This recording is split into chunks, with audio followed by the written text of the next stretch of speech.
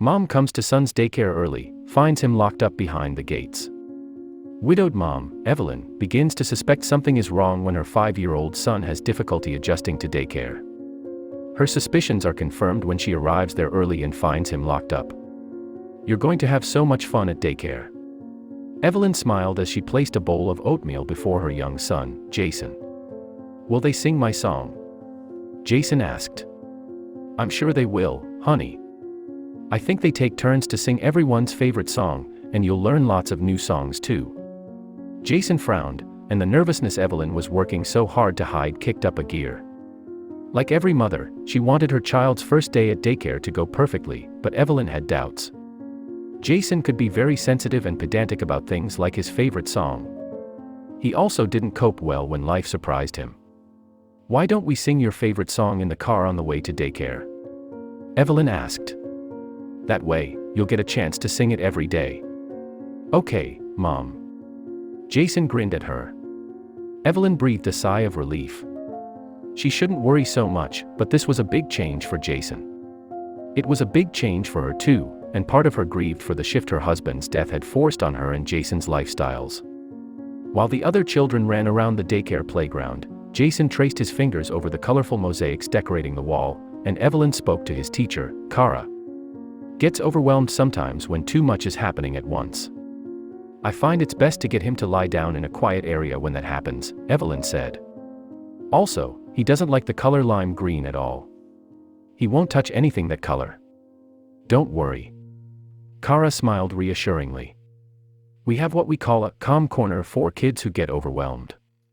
We have some stuffed toys there and a bottle of glitter in non-toxic liquid. We shake up the bottle and ask the kids to watch it. It does the trick every time." "That's great," Evelyn replied. She had doubts about this method, but surely the teacher knew best. Evelyn needed to get to work soon, so she said goodbye to Jason. He immediately burst out crying. "I want to go with you." Jason clung to her leg like a burr. "I want to go home." "I'm not going home now, champ, I'm going to work." Evelyn leaned over to rub Jason's back. "I know this is hard, but please be brave enough to try it. I just know you're going to make lots of friends here, but you have to give it a chance."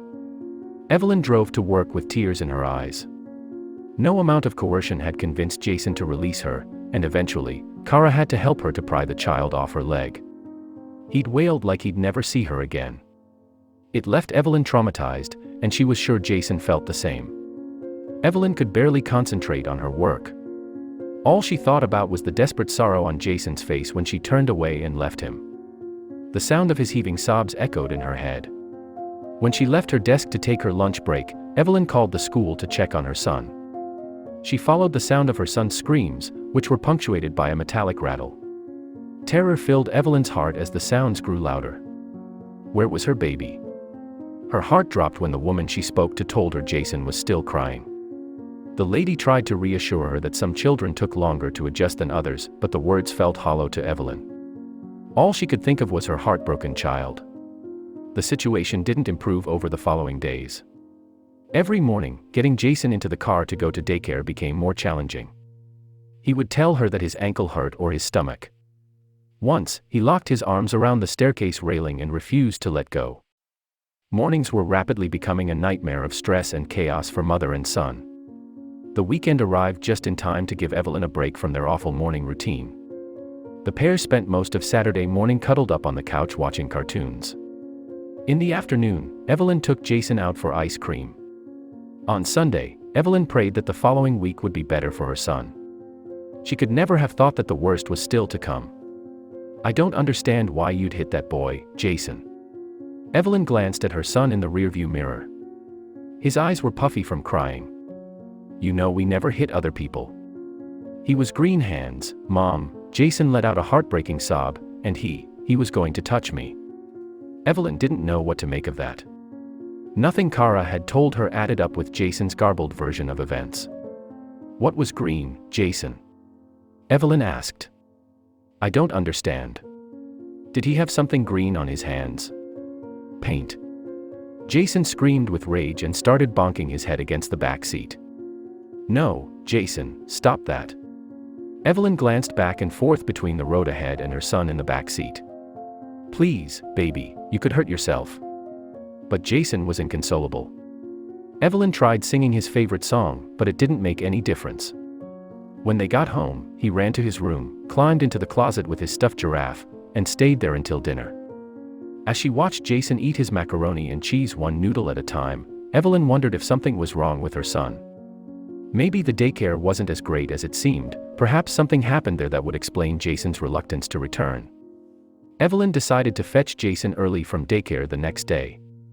She knew something was wrong the moment she climbed out of the car.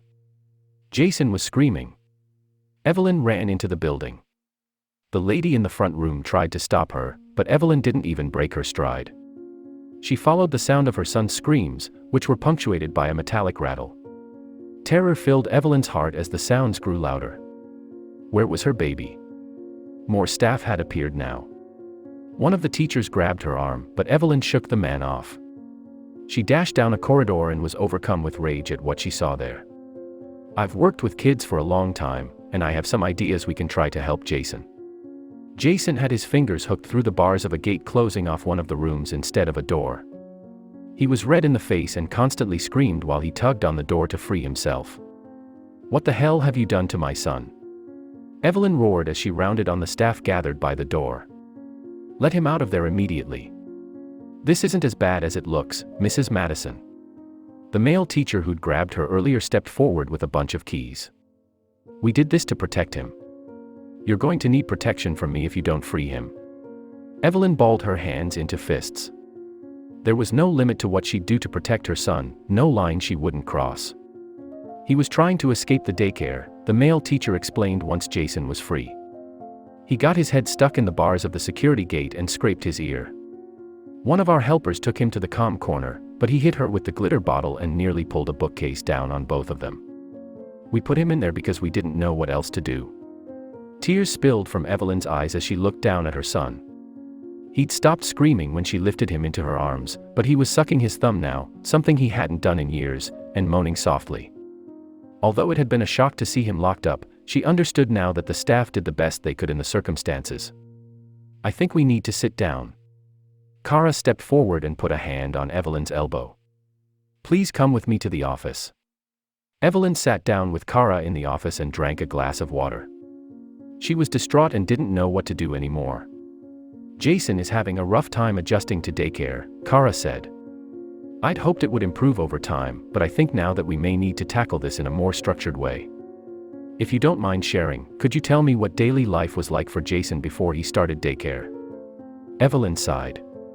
Jason had passed out now and was growing heavy in her arms. She gently adjusted his position and told Kara how she'd been a stay-at-home mom until her husband died in a work accident. Fresh tears coursed down her cheeks as she confessed she didn't know what to do anymore. "I know it's hard, Evelyn, but I want to help you." Kara leaned forward in her chair. "I've worked with kids for a long time, and I have some ideas we can try to help Jason." "I'm willing to try anything," Evelyn replied. "First of all, I'd like to arrange for the psychologist we work with to meet with Jason. There may be other factors at work here that need attention, and she can provide us with guidance about that. Next, I think it would help Jason if we let him get to know his classmates in a more comfortable setting." Evelyn frowned.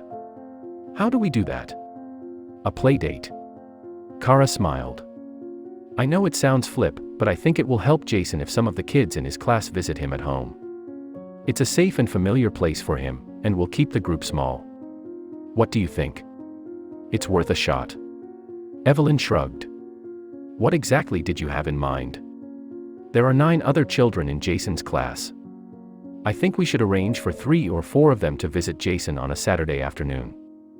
I can be there to help out, and we can invite parents too. That way, there will be plenty of adult supervision, but the kids will still have space to play with each other. Like a small party." Evelyn smiled. "That sounds great." That Saturday, Evelyn and Jason decorated their home with balloons and streamers. Evelyn helped Jason choose which toys to keep out to share with his guests and which he wanted to pack away. Kara arrived around midday with snacks for the children. Evelyn sat on her back porch an hour later, watching Jason and the other children race around the yard.